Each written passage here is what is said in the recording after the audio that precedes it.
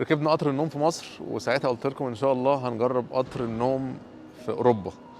بقى لي فتره يعني نفسي اجرب قطر النوم في انجلترا، بس طبعا عشان كورونا والدنيا كانت قافله، واغلبيه الاوتيلات او اي حاجه ليها علاقه بالنوم كانت قافله. لكن الحمد لله مؤخرا الدنيا فتحت، فالنهارده هنجرب قطر النوم في انجلترا. انا حاليا في لندن، لان القطر ده ما بيطلعش غير من محطات معينه، فكان لازم اجي لندن. وهناخد القطر من لندن على اسكتلندا، بالتحديد مدينه ادنبرا. يس. طيب اول حاجه الست قالت لي ان هي غيرت المكان بتاعي، حطتني في F9 بدل انا كنت G.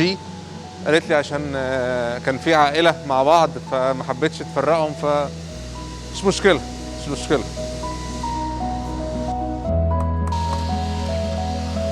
بسم الله، بسم الله الرحمن الرحيم. يعني اول انطباع كده اهو، الاوضه ضيقه، الاوضه ضيقه حبتين. يعني لو فاكرين القطر في مصر كانت الاوضه ضيقه، دي اضيق. خلينا الاول بس كده ايه نفك نقلع، وبعد كده نشوف الاوضه فيها ايه. طيب خليني الاول اخرج واجيبكم من بره عشان ناخد ايه الجوله حقيقيه من بره لجوه. اولا الطرقه ضيقه جدا جدا جدا، اللي هو يا دوب انت هتعدي بالعرض. لو انت مليان شويه وجيت تعدي بالطول ممكن ما تعديش. تخش الغرفه، تمام. دي الغرفه كده. اول حاجه عندك هنا حوض ومرايه وبس كده. الفوطه بتاعتك تحت، وفي باب هنا. المفروض ان دي غرفه تانية، بس اعتقد الاضاءه فيها بايظه فهم مش مشغلينها، فايه سايبين الباب مفتوح عليه عشان لو عايز اخش. بس انا كده كده مش هحتاجها. انا دافع حق الغرفه دي اللي هي المفروض بسريرين. يعني انت بتدفع سنجل لوحدك وبتاخد سريرين، سرير فوق وسرير تحت. احلى حاجه بقى عجباني قوي هي ان في مساحه تحت السراير انت تحط الشنط بتاعتك. فانا حطيت الشنط بتاعتي كلها تحت، فده اداني مساحه بتاعت الطرقه كلها، فالمساحه بقت افضل. هنا في مرايه ورا الباب، وده السرير اللي هنام عليه. وفي بقى هنا ايه السوكيتس المتعارف عليها. في هنا اضاءه، دي بتطفي النور بتاع الغرفه كلها. دي بتنور لمبه تانية هنا، وده بيتحكم في التكييف ساقع او سخن. وفي USB، والناحيه دي فيشتين للشحن واتنين USB. وده تقدر تتحكم في النور بتاع الشباك، والزرار ده عشان لو احتجت خدمه الغرف او حاجه اقدر ايه ارنله من هنا. اول حاجه في هنا المنيو. التيكت بتاع القطر ده هو سعره 120 جنيه استرليني. بتدفع 120 جنيه، مفيش فطار، مفيش اي حاجه. في بس ست في الاول قبل ما اخش كانت سالتني هل عايز شاي او قهوه، فقلت لها عايز شاي. قالت لي كمان ان الكافيتيريا قافله مش شغاله، لان طبعا موضوع الكورونا وكده لسه هم لحد دلوقتي ما فتحوش 100%. تاني حاجه في هنا شنطه هم حاطينها فيها ازازه ميه. ايه ده بقى؟ enjoy every civilized مش عارف ايه. اعتقد ان ده الصابون وما يلزم من هذه الحاجات. اوكي، ده الماسك اللي انت بتلبسه عشان الضوء والكلام ده فتنام. اير بلوجز بحيث انت تحطها في ودنك عشان صوت القطر لو ما بتعرفش تنام من صوت القطر. وصابونه زي الشنطه دي تحت. في شنطه تانية فوق. القعده هنا فوق برضو انا مش طويل، انا طولي 165 سنتي، فانا قاعد كده ومتضايق. لو انت طويل بقى يعني مش هتعرف تقعد كده، تقعد بقى كده اهو عشان تعرف تقعد.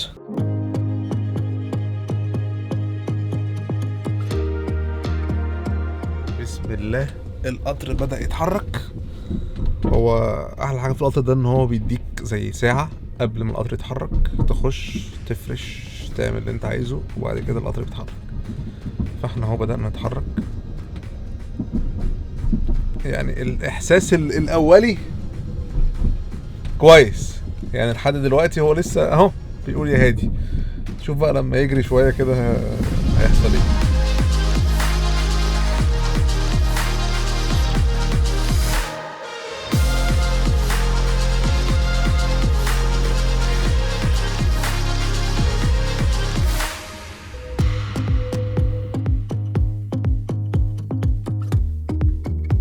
انا غرفتي رقم 9 والحمام هنا اهو جنب الغرفة على طول. خش تقف يعني الصراحة اديله 9/10 في النظافة. نضيف جدا جدا. هنا الصابون، المية، والقعدة اخر حلاوة. وهنا عندك السيفون يروح على طول في الارض. الساعة دلوقتي 1، القطر كده اتحرك بقاله ساعة، المفروض ان هو بياخد 6 ساعات او 7 ساعات ويوصل ادنبرا. فنخش بقى ننام لنا شوية كده حلوين. الحاجة اللي مضايقاني لحد دلوقتي شوية هي ان مفيش لحاف او بطانية او اي حاجة تتغطى بيها، فانا الصراحة بردان حبتين، فغالبا كده ايه طفي الانوار. تصبحوا على خير.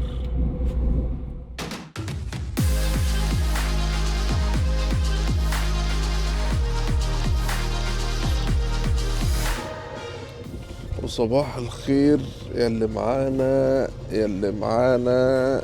نمنا شوية حلوين ولقيت غطا، لان انا جه عليا لحظات شوية كده بعد ما نمت قمت بالبرد، فقمت بقى قعدت ادور فين الغطا، في اي حاجه ممكن واحد يتغطى بيها، فاكتشفت ان الغطا اصلا على السرير بس داخل جوه كده، فالحمد لله لقيت غطا في بطانيه ايه، فيعني ظلمتهم.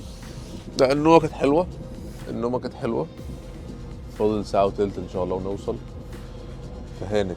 بس بقى ما حدش، مش عارف ممكن يكون جم بس انا كنت نايم، بس مفيش بقى شاي جه ولا اي حاجه، ما حسيتش صراحه باي يعني حاجه، كنت نايم عادي جدا.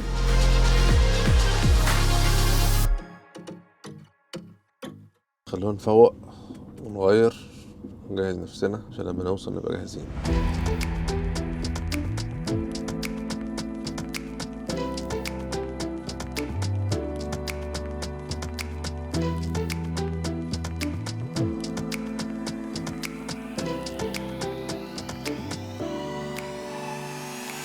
احلى حاجه عمال بتشوفها طول الطريق هي المناظر، المزارع بقى والمناظر الطبيعيه.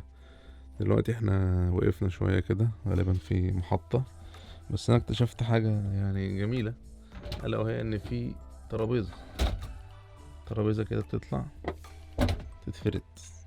انا كنت عمالها يعني في دماغي عمال بشتكي بقول ازاي مكان زي ده مفيهوش ترابيزه، افرض انا عايز اقعد اكل فين، بس يعني ايه طلع في ترابيزه. مورنينج ثانك يو. كوبايه الشاي هوت بار، عباره عن شوفان، لان طبعا اسكتلندا مشهوره بالشوفان، ليه لا، ماليش في الشاي ولا في القهوه، فلما خيرتني قالت لي شاي ولا قهوه. وصلنا الحمد لله الى ادنبرا.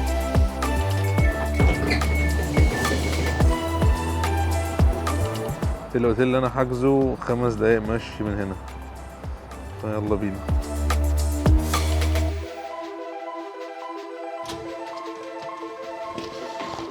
الحمد لله على السلامة.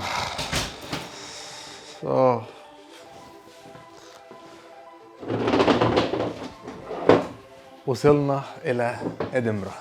هو اصلا انا يعني اول مره في حياتي اجي ادنبرا، جيت اسكتلندا قبل كده بس ادنبرا بالتحديد ما جيتش. الفكره بقى ان انا مش جاي اصلا اقعد في ادنبرا، انا كنت جاي المشوار ده كله عشان نجرب قطر النوم واخدكم في هذه الرحله من لندن الى ادنبرا، لان زي ما قلت لكم قطر النوم ليه محطات معينه واماكن معينه بيطلع منها وبيروح. فان شاء الله هبات الليله هنا في ادنبرا، وبكره هرجع تاني على ليدز، وبعد كده بقى يومين هقعد في ليدز، وبعدها هنزل مصر. انا عارف الفتره الاخيره دي انا كنت ما بين مصر وما بين انجلترا، وبطلع وانزل واروح واجي وبتاع، ولكن كلها كانت ليها علاقه بحاجات في حياتي، بخلص شقتي، بعمل مش عارف ايه، كورونا بتقفل في انجلترا فبحاول انزل مصر اصور شويه، كورونا تفتح في انجلترا اجي اصور في انجلترا، وهكذا. فالعامل الاخير ده ما كانش يعني مظبط قوي، ولكن ان شاء الله باذن الله هنزل مصر، هحاول ان انا اعمل شويه فيديوز قويه ومختلفه من مصر. زي الموسم اللي فات كنا في مصر والحمد لله عملنا فيديوهات قويه، فان شاء الله الموسم ده برضو نعمل حاجات حلوه. ليه مصر دلوقتي؟ مصر دلوقتي هي تعتبر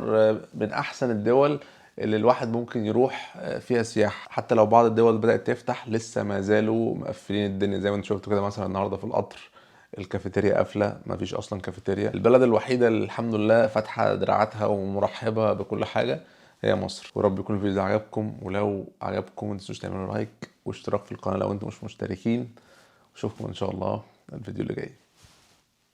السلام عليكم.